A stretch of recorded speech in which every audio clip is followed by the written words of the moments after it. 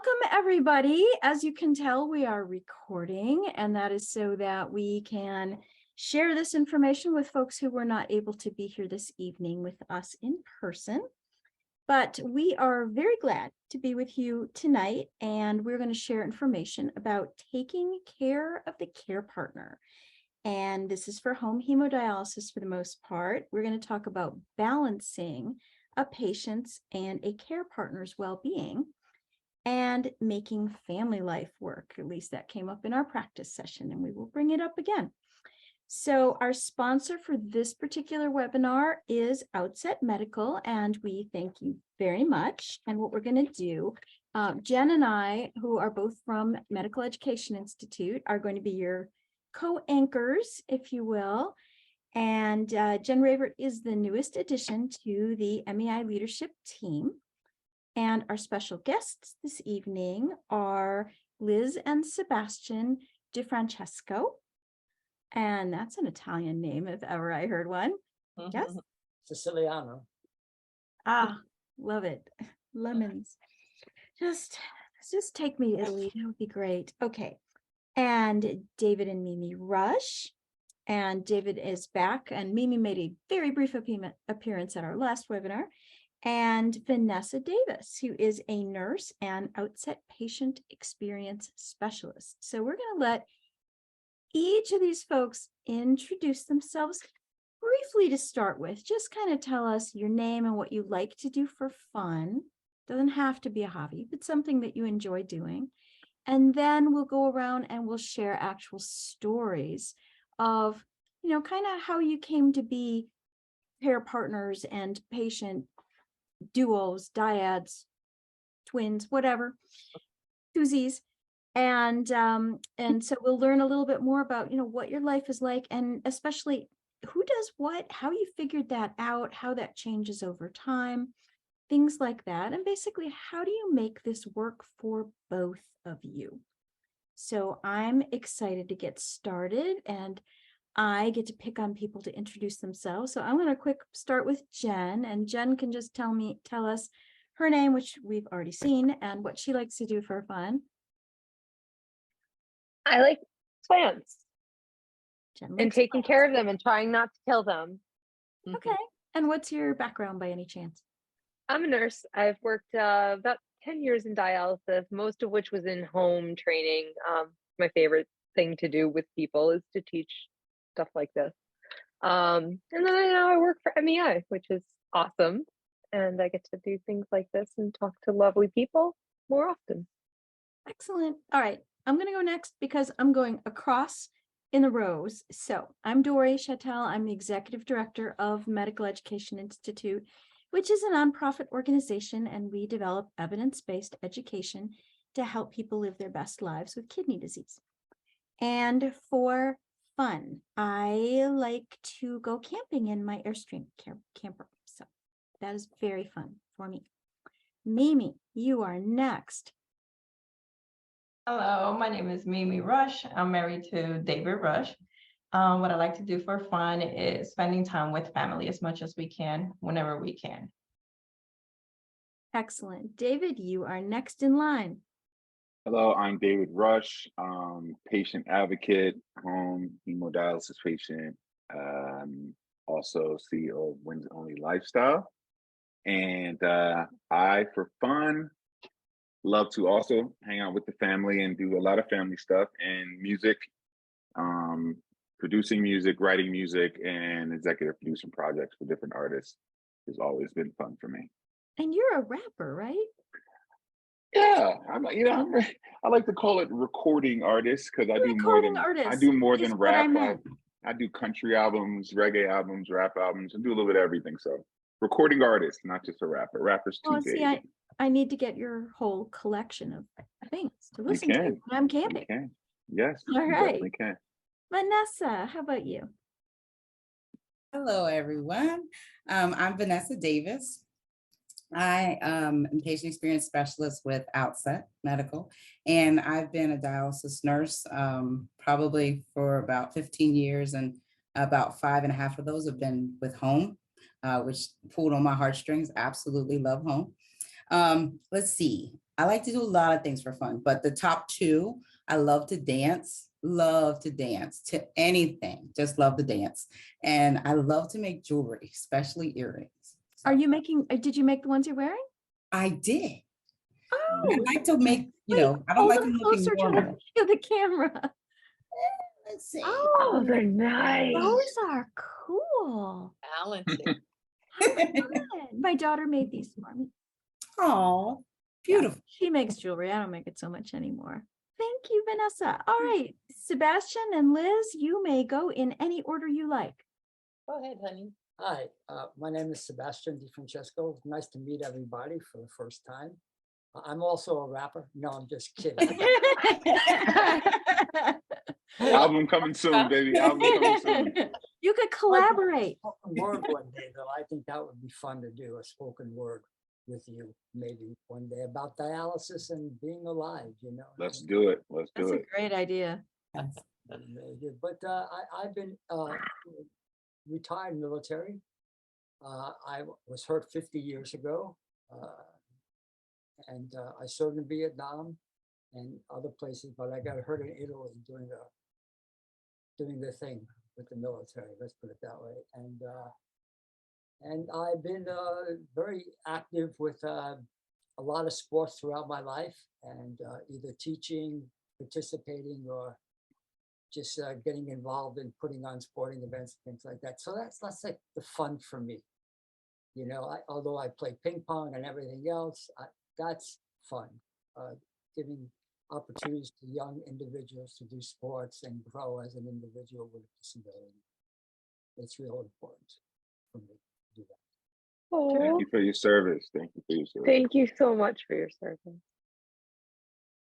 And I'm Liz, Sebastian's wife and caregiver partner.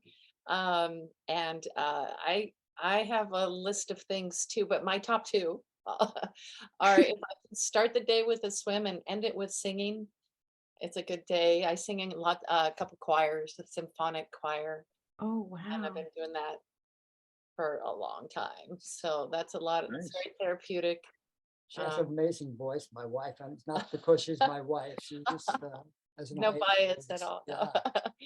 Yeah, so it's great. And I've swam pretty much most of my life too. So I do that very regularly. And those two things keep me sane along with a whole Excellent. of other things, but those are Well, the top two for sure. And the reason that I'm asking you all what you do for fun is that, you know, we're not sure who all is going to watch this and where they're going to be coming from, but we know that a lot of folks, when they find out that dialysis is in their future, are worried that they're going to lose everything that's important to them. And so we just want to make it really clear that that does not have to happen and that you can still do things that you love that bring you joy. And, you know, honestly, that's kind of why you would do dialysis, really, Right. you know, to keep the things that matter most in your life. So that's important. So I'm going to ask Mimi to tell us how you met David and at what point the whole dialysis thing sort of came up and how you handled it. And we'll let David chime in and, you know, correct you if you. Not that he would do that because he knows where his bread is buttered. I met David. He can add though. He's gonna add a lot. I met David actually when I was signing into high school, and I moved into the town that he lived in. I was in the counselor's office waiting for my schedule, and he came in asking for paper, some kind of line paper. That's what he told the secretary. I just looked at him. I'm like, what is going on? Because that day, a lot of people were coming in and out of the counselor's office, and it was just crazy that day, mayhem. I went home. Next thing you know, the next day, one of his friends introduced us. She happened to be my tour guide in the high school. Oh, Then freshmen get tour guides. Nice. Okay. then we finally had a small conversation at one of his friends' Sweet 16 that I was invited to because he asked the girl to invite me. Aw. Am I wrong? That's adorable. That actually happened in 1999. We were dating on and off throughout high school. Then he left for college, came back home, and I was actually doing my internship as a medical assistant phlebotomist at an internal medicine, and I asked him to Handy. come in A to be my handy guinea background. pig. He came in, and the next day, actually a few hours, we received a phone call from the doctor. They called it from the lab, stating that his lab was not normal and he needed to be admitted to the hospital. So you were in college, David? I just got back from college in 2006. Atlanta, and You were she was, yeah, I was very young. I was trying to convince her to come out there because I felt like where I was, like I had a lot going on, but I wanted her there, and we were young, weren't married yet, and just wasn't in the cards for that to happen at the time. So I was just like, well, I'll come home, and so I came back. And she really just wanted to see how many needles she could stick in my arm that day. That's really what that whole thing was about. Practicing for And phlebotomy. exactly. And me being the boyfriend I am, of course, I would let her do so. And so it in return ended up saving my life. Honestly, we got that my creatinine levels were super high and everything was super high, and that's how I found out that I had kidney disease, was because I did the physical with my then girlfriend, Wow. Mimi, and I think if I wouldn't have did that, it would have been a worse way of learning that I had this chronic illness. So that's how we started our journey. Wow. I was in so this 10th grade, I first seen that I had some sort of kidney ailment because of the protein in my urine during football season in 10th grade of high school. But of course, leaving for college, I wasn't thinking about kidney stuff and any issue. I was invincible. I was 17. There's nothing can ever be wrong with me. And so when I moved back home and that happened, it kind of was just a reverse from what I learned in 10th grade about it. And she just kind of found it FSGS, the slowest moving kidney chronic illness. And, it just creeped up on me. So by the time that she found my blood work, I was at stage 3. Mhm. And so Most people are diagnosed at stage 3 Right. with whatever then the journey causes for kidney. whatever, right. So Yeah. then the journey began from there. And here we are. So how long did it take between that diagnosis and you're just done with college to you guys got married and you started dialysis? Well, I think I was around 24 when I got the full that your kidneys are failing talk, and was told that if I didn't start dialysis within a year, I wouldn't make my 25th birthday. So it was around that time where I started dialysis, and I actually had a conversation with Mimi to leave me at that point because I didn't know where this was going to go, and I didn't want her to be with some sick guy, and I didn't want to leave this earth with her dealing with me, and I just begged her to leave me. Didn't want to And, be a burden. I didn't want to burden her, and I was like, get away, pretty much run while you can, you know what I mean? And I wouldn't be mad. I told her I wouldn't be mad at her if she left, and we could still be friends and all that type of stuff. And she told me And no, and I suspect Mimi would say that somebody you love is not a burden. yeah. Yeah. It's But not. she stayed. She stuck around, and I'm grateful. I wouldn't be who I am today without her. Honestly, I can still that's not a run. line. I That's can true. still run. You could still run. You I can could, still yes, run. still run. I would get in the car and chase you though. But Aw. yeah, she's definitely been a we great originally asset to my life. did this topic because we knew it was going to be close to Valentine's Day, and Yeah, it works out. just Oh, we nice. could get nice mushy. I'll to- get mushy in here. That's my baby. Yeah. Man. She definitely she stayed, and she's seen everything good, the bad, the ugly with me, and has been there through everything, like everything good and bad. And we've been together 23 years. We've been married 13 of those, and 2 beautiful kids. We're still here, even though I'm not home right now, obviously, but she's a warrior. We call each other, we're each other's strength, and she's definitely something that has kept me going and kept me here, honestly. I know a lot of people are afraid that they won't find love, relationship, whatever if their kidneys fail. And Mhm. that's not true. You Yeah, know, it's not, it's no. like No, it's not. there are no perfect people out there. We all have our various issues and our things to deal with. And, you know, if you turn somebody down for that, the next person you run into is going to have a different thing. And Mhm. there is always something. There just is. Humans just, Always fun. we, Always. there is always Always something. is It's something. just, Always something. you know, the something you can live with. But having somebody else's back and knowing that somebody has your back is just, you know, so important. It's amazing. Definitely amazing. So, you know, I know when we did decide to get married, she's been my care partner. What was the word we had? What was it? The honey, can you? What was it that you said the other day when we were talking? You call me the She's- warden. Well, That's she's what a you call me. she's a woman. That was a Jen thing. Yeah. So What? The honey get me? The yeah, honey can the can honey you? get me? She was a honey Honey can can. you for a very long time, and then because I just didn't want to again burden her with doing my dialysis. So she was doing home dialysis, which I am now. But recently, just not even a few months ago, I had to get a catheter put in because my fistula shut down, and I had a couple surgeries and wasn't able to do my own treatment. And I forcefully told her like, "Hey, like I'm tagging you in. Like I need you." And she was reluctant, scared, but she jumped in there, and you know she's a pro, and she's been amazing, and you know hooking me up and taking me off of treatment, and I'm so super blessed and grateful to have her there. All right. Thank you so much. Liz and Sebastian, I noticed a cat went by. I saw Went that right too. past your house, and a nice big fluffy cat. So Oh. I just wanted to call attention to that in case anybody else didn't notice the big fluffy cat. But another myth that I think a lot of people have is that if you do home dialysis, you can't have pets. Ha, can too.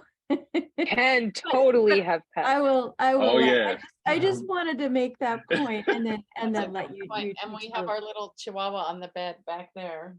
It's so little, I can just barely Right see behind little. Sebastian's That is shoulder. the tiniest dog. Yeah, she's Oh, our my goodness. dialysis dog, but we harness her and put her on a leash so she can't come near the bloodlines and stuff. But she's usually in the corner. Yeah, in the room with us. Oh, Yeah, I have a little Alright. dialysis dog too.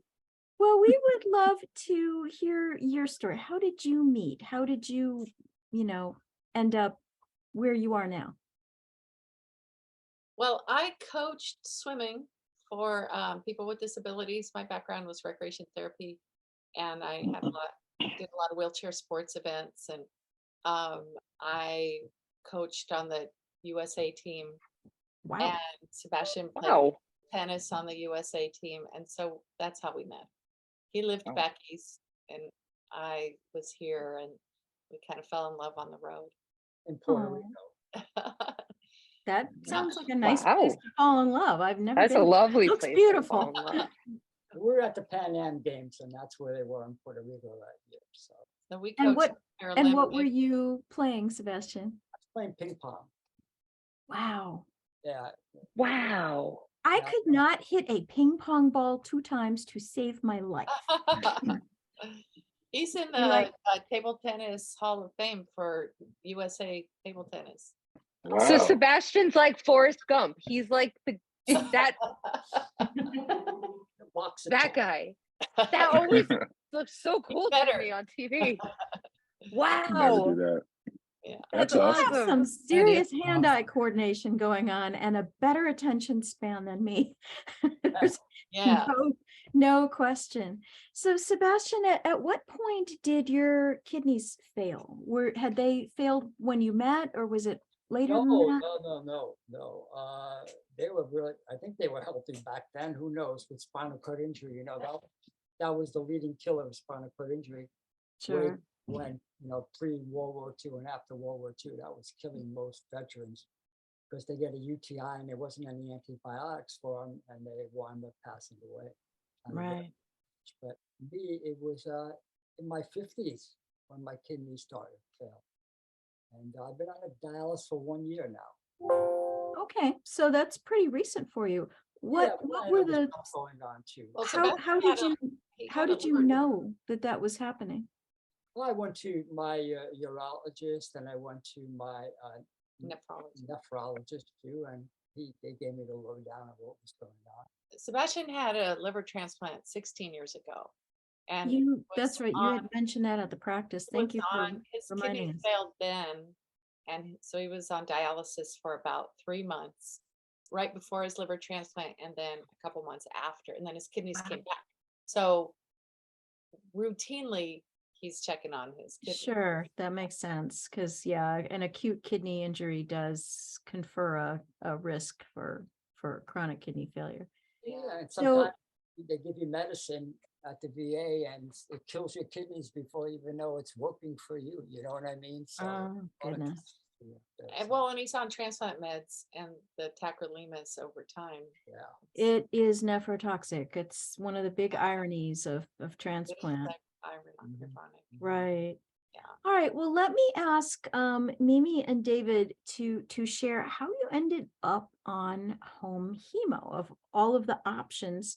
How'd you get from wherever you started to there? And then Sebastian and Liz, I will ask you the same thing. And Vanessa, if you have anything that you want to add in there at any point, just feel free. I think Mimi begged me to be home more, and no, I'm joking. That's not what happened. It was I was in center dialysis, and I got a call from Pitbull, the artist, the rapper, and he told me he wanted me to go on tour with him in 2009, and I was doing in center dialysis at the time, and I in excitement agreed to doing this tour, and had no clue of how I was going to do this tour, and That's awesome. and so after That's great. finding out that there was some sort of home dialysis, because I'm sure when you heard of it, when patients get on dialysis, I call it the first 3 months, you're kind of deaf, dumb, and blind. Like you don't hear anything, you don't remember anything. You're kind of just going what's going on. Do you, And can I just stop you right there for just one second and just ask you, do you think that that is more uremia or more fear or both? it's a mix. I've always said that the mental health aspect needs to be more introduced in the beginning of dialysis for patients, because 100%. it really takes a traumatic turn on your life. Your time doesn't become yours anymore. Right. And like we talked about the burden thing, like all those things. And I feel like even going to dialysis sometimes, seeing people around you, not come back after certain times or Yeah. pass out on treatment, it develops almost like a little form of PTSD to go to treatment. It is. Oh, it's because you're medical PTSD. It's You know, PTSD. yeah. So like you're scared to go. And so, I was really, that was me in the beginning. So you might have told me, handed me a pamphlet, gave me paperwork. Didn't register. That first year of dialysis is a blur. Yeah. And so I wanted to go on this tour, and we looked up home dialysis, and I first then found the Next Stage machine, and I was doing Next Stage, and ended up taking that Next Stage machine on a 40-city tour all over the world, from California all the way back to Wow. New York, and we did Radio City Music Hall 40. with it's 40 cities. Me, Pitbull, and that was the first tour. It was just me and Pitt, and then when we got to New York, we did me, Pitt, and Mark Anthony for 2 nights. And Radio I did City dialysis. Music Hall. Yeah, 2 shows, sold out, crazy nights. And Amazing. Like I would be tired, and I'm not even on dialysis. Tired of Yeah, listening it to it. Listening to it. it was crazy. Just hooking Ooh. up right after the show. I would do an hour Wow. set, come home, then I'll get back on his set and do another 30 minutes with him. And then after that, we'll stay, hang out. And then I would leave a little early with the guys, go back to my hotel, pack up, leave to the next city before everyone else to check in so I could do treatment that day before Right. everyone else got there, and be back in time for, sound check. And we just Serious ran that logistics. gauntlet. Yeah, Wow. for the whole 40 cities until we got back to New York. And then Did obviously you when go I got on the back, tour, Mimi? Did I go on the Mimi tour? Mimi didn't No. go on the tour. a 40 Mimi's city not- tour and you did not go. That's a lot of a part-time. How did that work? That's his job. I stay home. Right. I'll make my own money. Yeah. good. Yeah, Ah, He cured him on from afar. yeah. No, I, Mimi has I always need a break worked. from him sometimes. Yeah, There you go. Mimi's always worked since high school. She's always had a job. So, you know, I'm chasing a dream. She's working, establishing her future, and you know, and I do was like this was like our test to be apart that long and do tour and everything like that. And that's I had asked her to marry me when we were 18. But of course, we didn't have the money and stuff to do anything. So we just rocked out as fiancés for so long, and then I told her when I got back from tour, man, like, you know, I wanted to marry her, and I did, and I did one more tour. We had our baby, and I did one more tour to Canada right when I got my kidney. I went to Canada, the 14 city tour, and was asked to go on a European tour. And I told him I wanted to be home with my kids and my wife, and I just couldn't do the tour life no more. And would call her and hear the baby cooing. I couldn't do it. I wanted to be home. I wanted to be a dad. I wanted to take care of my baby, and that was it. Tour life was done for me after that. Sounds good. But yeah. was it, Sebastian so. and Liz, how about you? How did you, what type of dialysis did you start with, and how did you end up where you are now you're using a Tableau for home chemo? Yeah, we started with a Tableau and You started with a Tableau. At home. at home. Wow. yes. Yeah, How did you Just find went out right that was there. an option to do that? Well, he's left, but we had a nephrologist who knew Sebastian back when he had his liver transplant and he was on before. So he knew our lifestyle. He knew me. Actually, Sure. was a teacher of one of his kids, small community. And he just knew that was the best option for us. So that's where we started. Totally new to dialysis, pretty much. Yeah, and I've been on 1 year on dialysis. Yeah. Then we came home on Valentine's Day. Oh, Oh wow! Happy Oh, anniversary! Happy anniversary. Celebrated Right. Valentine's Day with doing dialysis. There it is. Aw. Nothing like a good blood cleaning on the Valentine's Day. Right? no, I thought there was some it's connection Right red. to the heart. with Right to the heart. your heart, right? I'm also on the Tableau. I started Tableau October of 2021, Okay. and I've been on it ever since. Yep, and I've 15 been on it as well too. Yeah. Yep. Yeah. So Well, I yeah, mean, right around COVID. When COVID Not started, too many is when I people went have home. been on a lot longer because that hasn't been around. Exactly. Yep. Yeah. So, yep. What- Right when COVID got heavy, I heard about this machine, and I was just like, I don't want to go home again. I really didn't want to, but my doctor was very persistent and was like, look, I think you'll really do well on this. And Yeah. he kept saying, you know, COVID is, you know, I think you need to be home. I think you need to be home. And It, I looked it at the was machine and risky to go into. Yeah. So you did, Liz and Sebastian, you started during COVID.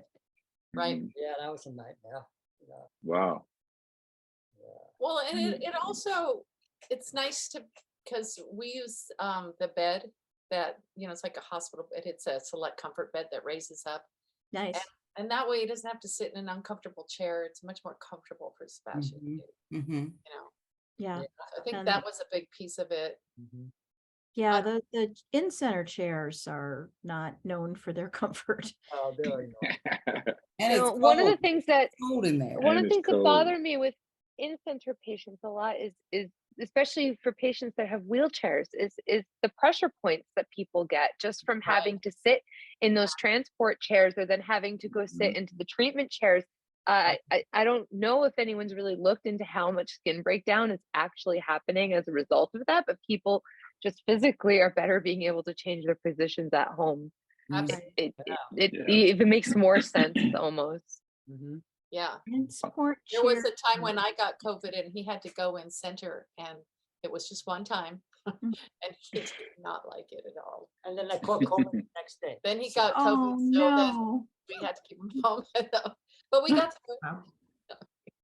Yeah, Oh, being sick and being as a dialysis patient, Sebastian, I'm sure you can agree, we can handle kidney dialysis, but if we get like a cold or a cut or anything on top of dialysis, that's it. It's over. It's like I have to be sick and do that. I can't do that. I become a baby. I can't do I it. gotta tell, I'm having a bad day. Please don't do this. Yeah. that's a Yeah, I can guy handle dialysis, thing. That is but a just a cold? guy thing in general. Why the Yes. cold Yeah, too? I'm with you, Dory. Yeah, That is that's a all that man is. thing. That's all that is. I Oh feel my God, attacked. I have a cold. I I'm feel gonna attacked. die. I feel attacked. Yes, And there's a lot of women in this feed. Sebastian, I have your back. Do not worry. We are I not know alone you, in here. brother. No All worries. right, my brother. Thank you. All Put right. this on their Well, album. yep. So Mimi and David, now what I want to have us kind of shift to talking about is who does what with the treatment, and did that change over? I mean, we already heard about one change where David had some surgery and you ended up doing the treatment for him, and it sounds like you don't normally do the treatment for him. Let me just make the point that 2 points, quick points, then I'll let you talk, I promise. Mhm. One of them is there is a continuum of being a care partner. And people can be anywhere along the spectrum from solo, I don't have a care partner, I do the whole thing by myself, to 100% care. You know, I have a caregiver because I can't do it myself. And then anywhere along the line. And people can move back and forth along that line at any time for all kinds of different reasons. Like, you know, you usually do most of the stuff yourself, and then you have an access surgery and you can't use your arm, you know, or whatever. So that's one point that I think people don't understand, is that there's no one definition of what a care partner is or does. You're not necessarily signing up for doing everything. It just depends on the needs of the person who needs dialysis. And the other thing is Medicare never ever says what a care partner has to do. So there is no law of a care partner must do this and this and this. Clinics sometimes have expectations, but you know, those can vary, and really it's between you to work out. Mhm. So with that background, tell us who does what and how did you work it out, and you know, what makes it change and how does that work? And Well, he's actually been doing his treatments on his own. I do help him. Even our son Maddox will grab a saline bag and, you know, hang it for him, hook it up. how old is Get a Maddox? phone call. Can you bring me my laptop? Can you bring me a gauze? But mostly he's been handling the machine, his Hey, needles, honey. everything until December the 3rd of last year. That was a rough month, I think. That's when we went just so that he can have his fistula cleaned out.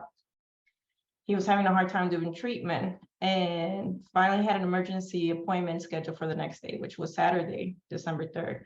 And the doctor came as soon as he saw his arm. He said, "I'm not touching your arm. If I touch it, you're gonna die on my table." Oh my Mm. So just Oh my like that, he just said God. it like that. That's Like, alarming. Yeah. So we just looked at each other. He's like, "I don't want the catheter on me. I don't want it. Can you do something about it?" He's like, "I'm not touching your arm. We have to put a catheter on." So he's calling, texting other doctors and his friend doctors. And I'm like, dude, like, what are you doing? We need to get the catheter. Like, there's no way around this. He got the catheter replaced. Next thing you know, he's calling his home nurse. She says, "I'll meet you at the clinic." She gave me a crash course right there. I said, "We're going home. You're going to do it today." So it wasn't even, "Hey, do you feel comfortable doing it?" Nothing. It was just, you're doing it. Well, you're the Oh. hands. He's probably telling you every single step. Actually, Right. the tablet machine, he is, but I'd rather follow the tablet machine. Oh yeah. Like, Yes. it's very easy. That you know, machine I'm will just reading tell the you- user- Yeah. Yep, Yeah. Mm-hmm. Yeah, So we Jen got it learned down it. to where he will set up the machine, and I would just grab all the stuff that we need, the gauze, tape, saline bag. What else, babe? The saline White- bullets, heparin. The 3 Connect cc them. needles with the heparin Mhm. and all that stuff. Yeah. Yes. and I will connect them to the machine and I'll do the cleaning. I was like, you just sit there, relax, and I'll do the cleaning. So it went from me not doing nothing to just bring me my laptop, please, because I have to do work, or can you bring me a snack, or Hey, yeah, I'm honey. telling on you.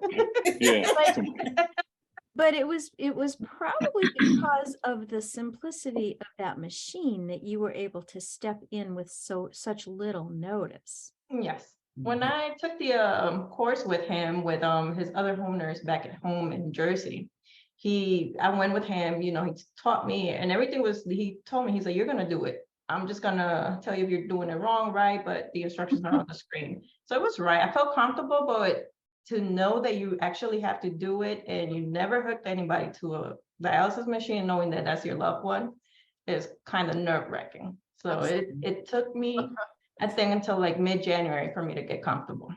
Right. So, Which is so I'll be, pretty run into the fast. bathroom, quiet out, and then come right back in. Like, okay, come on, let me connect you. Mimi, was it And you? Was it you getting comfortable with the machine or comfortable with alarms? We weren't really getting that many alarms at all. the first couple treatments we were pressure issues, and I had to go get like declotted and stuff with the Mhm. catheter. Mhm. So that was a little scary in the beginning, and it was more me making her, if I could be honest, it was more me probably making her scared, because I'm the type of person, again, just like this is another issue that she has to deal with me now, and I'm inconveniencing her, and then I felt that, that pressure again, and getting the catheter. The reason why I was so reluctant with getting the catheter was because it brought me back to day one of dialysis, and mentally it rocked me. So when he was like a catheter, I was just like, I remember waking up on dialysis with a catheter, Yeah. not knowing I was getting one that day. Oh. You know what I mean? So he said that to me, and I was just like, I don't want no catheter, and Yeah. it just took me out. And so that's why I was kind of like fighting the catheter thing, and it just felt me. So I felt like, yes, like I said, like doing the needles, whatever. To some people, like, oh, that's a lot, needles and da. But that's my life, so Right. I'm used to that. So when he told me I had to go back to the beginning of dialysis again, it felt like, I don't know how to explain it. It was just, it just took me out, and Sounds like I was it felt like a step backwards. a super step backwards. Yes, Mhm. it did, and I again was just like, man, here we go again, like, just back to step one. But yeah, I knew she was very scared, and so what I had to do is realize, like, I always tell her that our energy controls the room. So if I'm freaking out and she's freaking out, there's no control. So it's like, I'm like, let me calm down. Absolutely.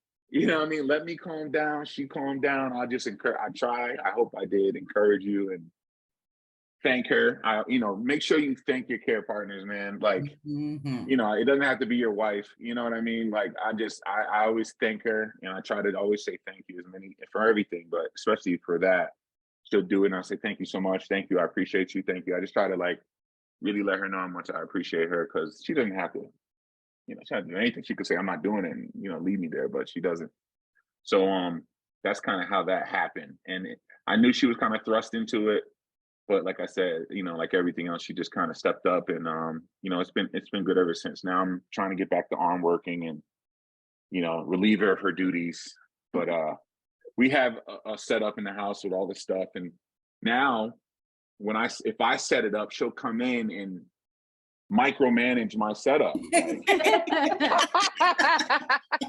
She'll come in, she'd be like, this is too much heparin, and like she'll redo it, and I'm like, ew, like, okay, like, she makes everything nice and pretty. I'm a little, not as pretty as her on the setup, but she just makes everything run smoother. So, again, just appreciative to your care partners, most definitely. All right. Well, that was just a really good example of how you can move along that continuum because something happens, and then you move back toward where you want to be.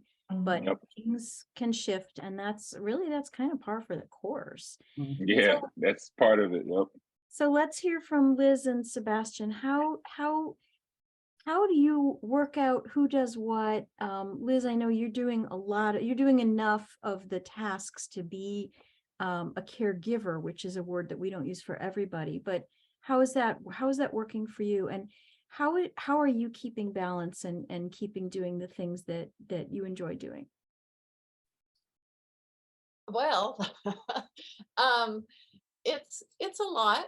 And when they first trained me, I was petrified. You know, I said, I can't do this. I watched them do it, and they're like, "You're going to be doing this by the end of the week." I was like, "Nah, I can't do it," because I thought I was too old, and you know, my brain wouldn't do it. But I did it, and now it's not something I dread, but it took me a few months to get to that place where I just kind of dreaded it.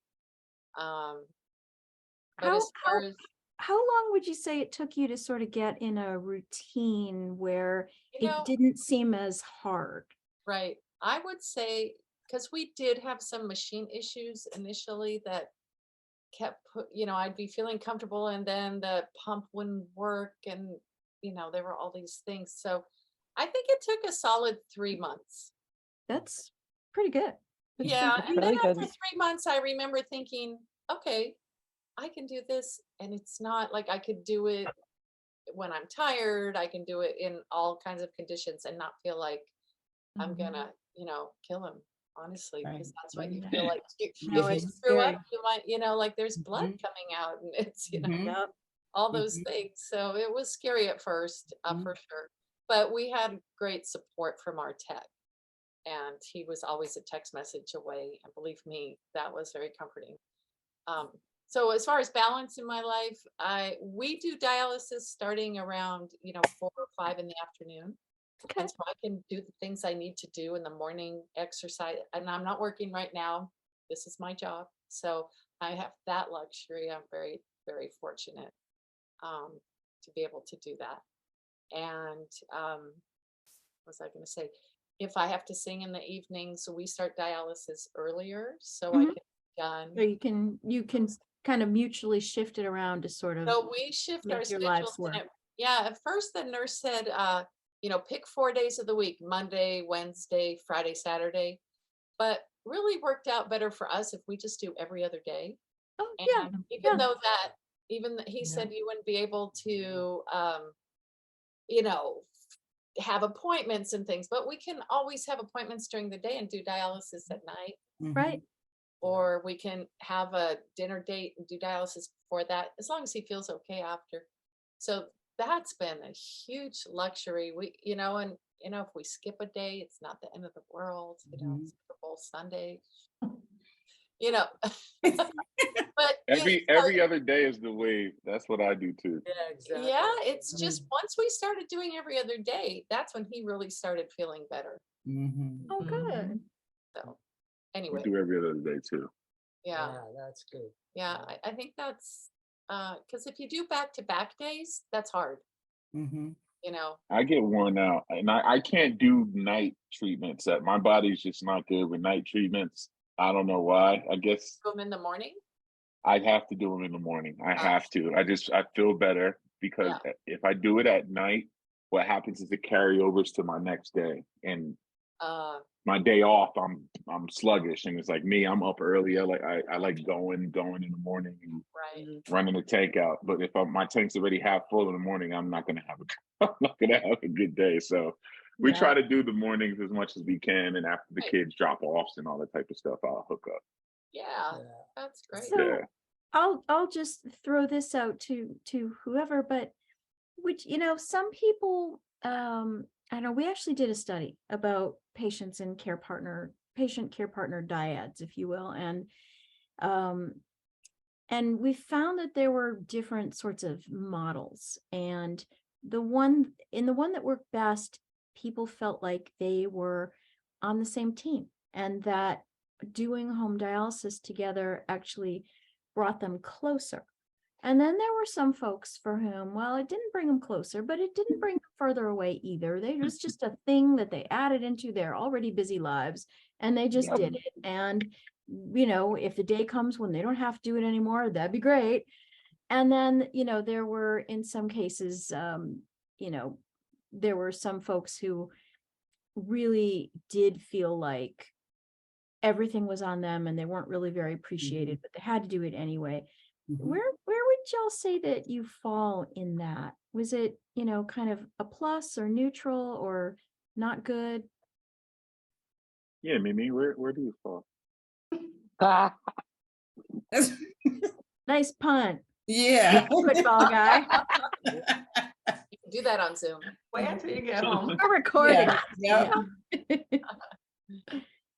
I think it's actually brought us closer than where we are, but it. But you we wouldn't, have I mean, you wouldn't do it if you didn't have to do it. No, it's not like you sign up to do this for fun, but Oh, it can be a plus for a relationship. Mhm. It can, it Yeah. can, but I mean, you have to put me at the spot. It's a lot of time and a lot of work, and nobody signs up for it who doesn't need it. So No, that's true. it's- given that, Go ahead. I think it's brought us closer. I do. I I mean, I get do. to I get to spend, we spend a lot of time. We do spend a lot of time together. Like when, even when I used to do long studio nights and stuff like that, I kind of even cut that short now. And I'm an old man now, man. I gotta be upstairs by 9 o'clock. You know what I mean? I'm tired. So we try to I call it loft time. After dinner, I try to eat dinner with the family every night. We try to do family dinner every night. I try to be upstairs by a decent time where we're all hanging out before the kids go to bed or whatever in the loft, watch a movie. aw, But then she'll come and sometimes hang out with me during treatment, which I don't expect her to do because it's like, oh, you hooked me up and you can, go. It's like, go live your life. I can't bother you and chase you around the house for the next 4 hours. You're free, like run, be free. And but she'll come in and and sit down with me and we'll talk and we have our coffee every morning, like legit every morning we have our coffee together and talk and then she'll come in a thing and we'll talk some more, watch TV, watch movies together when I'm on treatment. And I think it's just brought us closer because I think, as couples, young or old, you still find ways to lean on each other just for whatever, man. She's like, and I'm not trying, she's like, she's my best friend. Honestly, like, I talk to her, we talk to each other about everything. So it's like to have her there and then talk to her about something and she'll go to work and then she'll come check on me again and, on her lunch break or whatever. And it's like, we'll talk. And if I need her, I'll call her. And so I think it brought us closer as far as being able, knowing we already know we got each other's back, but it's like, now it's like, we lean on each other more. Like, I know I can lean on her for, if it comes down to it, I can depend on her now for this now, instead of just the million other things I already depend on her for. She's just adding to the plate. And, I think it's brought us closer though. We're not sick of each other. We look at each other's face all day long. So I was like, man, she's going to be sick of me. So these trips help when I get to leave and give her, no time. And look, I'm in Denver. You still got to see my face. So, I mean, it's sorry. it's part of the game. Sorry, babe. Fine. All right. Liz and Sebastian, any thoughts? Well, okay. we start. I think we you were did it too. I think we were always close, but it definitely brought us closer Mhm. for the obvious reasons. I mean, I depend on her to keep living because I have to do dialysis. That's one thing, to have a greater understanding of how fragile life is. And I knew anyway, but I really know now, it's kind of worse than trying to get a liver transplant and you have to wait until you get really sick to even get considered. Right. So I've learned how to deal with that pretty well, but with each other. In the beginning, when we started dialysis, it was chaotic. I mean, I was nervous, she was nervous, then we clashed. And then one day I just decided, I'll meditate first. I'll be calm. I make her feel calm when she knows I'm calm. So it turned out much better. And every What day, a great suggestion. I have Mhm. never heard anybody say that. Mhm. I've worked in this field for 33 years. I've never heard that idea before. Never And heard now of I'm going to share it because that's That was such a great. good idea. Yeah. Mhm. Definitely a mindset. yeah. Yeah. Do you have a guided meditation or are you just able to Oh, like, I've clear been your meditating. mind. I've been meditating for over 20 years Wow. because of sport and things like that too, and visualization and all that stuff. So, I'm pretty The much ping pong used to it. balls. Yeah, and it's Exactly. Yeah, exactly. It's easy. I was picturing that. Yeah. Well, that's why I did it. Right. Kept on getting beat by this one guy. I liked him, but I hate him at the same time. I finally said, I got to do something. I got to be more relaxed when I get to the table. And all I did was focus on the bounce of the ball, and I wound up beating him. And Crazy. changed my life. That's amazing. That is so cool. It's interesting hearing both of you talk, because while you have dialysis and it's at home, there are people that don't have that do not have the closeness that I can see with both of you. With what you have with each other, what you do appreciate about life is totally taken for granted by those that don't understand that. And so while you have this, there's something so special about what you've built in it along the way. I can see that. And to beautiful. agree with David, I love her more and more every day. Mhm. And I I didn't think do. I had that much love in me, but I do. I love her more and more each day because we just are closer in spirit and in body than we are anything. That's beautiful. That's beautiful. It becomes a mind. You kind of connect here. Like she knows what Yeah. I'm thinking. She can look at me. She knows. She looks at me and she's like, "What?" Like, Exactly. like she. I don't have to say anything. You know what I mean? She doesn't have to say anything. And I try to just hear her without her speaking. I just try to know and try to be a step ahead. And like, you because of what we do, you want them to be happy and relaxed, and as well as yourself. And it's just like, all right, So when I'm up and I'm able, I try to do my part, keep her relaxed, and kind of lessen the load on her as well. And it's just a team. It's just a team, man. It's just a team sport, and you don't have to be on dialysis for it to be a team sport, but it definitely becomes more of like a team, and you have to be on the same page in order for it to work. I think being on the same team is one of the great secrets of a good marriage. Yeah. Absolutely. Yep. Yeah, definitely. Got to be on the same team, same page. You're allowed to have your own thinking and your own mind and your own ways, but you also have to be able to compromise a little bit and bend a little bit, and your pride has to get tucked a lot. Mm-hmm. It has to work. You have to do that in order for it to really work, especially when you bring this to the table. Like it's not like you can expect them to want to do this, and it's like you can't be a jerk and expect your care partner to love and care for you at the same time. Yeah. It's not. Yeah. It's not going to happen. So It makes it a lot smoother when you're nice. right, exactly. Yeah. I mean, respect and communication go a long way, and you can feel the respect that you all have for each You really other, can. and Yeah. I so- used to teach a post rinse back hug. I'm ready to fly home. Let me come home right now. I'm sorry, Jen used to teach. I used to teach a post rinse back hug. Oh, How? Explain that. What is that? Sort of like you help your partner through the treatment. And I think a lot of times people forget to say thank you for simple things. Mhm. And sometimes just the simple act of saying thank you, love you, thanks, honey. Yeah. Simple things is what really it's that positive interaction that really keeps the relationship going, even if it doesn't seem like much at the time. So I used to make it part of my training to teach people to, like when you do your ending blood pressure or whatever. Yeah. Thanks, look, made it through another one, and It's so have it good. be a loving moment. I say that. That I is literally- so good. Right? After I every say treatment, that. Sebastian always says, "Good job, honey," and then once he gets Yup. there and we transfer back in, it's always a kiss time, and yeah. That is Yes. so good. thank Yes. you. I And love See? that. Yes. it really I'm helps. not crazy. I've been doing it. I do that. I do that. I do that. That's after every 1,000% how successful people do this. Yeah. That is right.